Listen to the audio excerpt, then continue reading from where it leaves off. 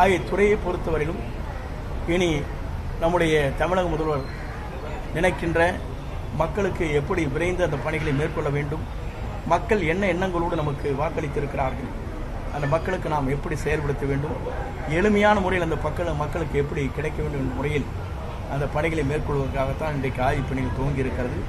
இந்த ஆய்வுப் பணிகள் மூலமாக 2 மாத காலத்திற்குள் என்னென்ன பணிகளை நாங்கள் விரைந்து செய்யப் போகிறோம், விரைந்து செய்ய வேண்டும் என்பதை முடிவு செய்து மக்கள் நிறைவு பெறுகின்ற அளவிற்கு, மக்கள் பாராட்டுதலை பெறுகின்ற அளவிற்கு இந்த துறை செயல்படுத்தும் என்பதை மகிழ்ச்சியோடு நான் தெரிவித்துக் கொள்கிறேன். கடந்த ஆட்சி காலத்தில் இந்த பேரிடர் மேலாண்மைக்கு ஒதுக்கப்படக்கூடிய நிதியில் ஒரு சிக்கல்கள் இருந்தது. திமுக அரசு கேட்கும் பொழுது கம்மியான அளவு நிதி தான் ஒதுக்கப்பட்டது. இந்த கவர்மெண்ட்டில் நம்ம என்ன முயற்சி எடுத்தது இல்லை. இந்த அரசை பொறுத்தவரையிலும் நமக்கு தேவையான பேரிடர் மேலாண்மை துறைக்கு 1000 கோடி ரூபாய் நமக்கு தேவை என்று சொன்னோம். அந்த நிதியை மத்திய அரசு வழங்கி இருக்கிறது. அதில் எந்த தயக்கம் காட்டுவதில்லை.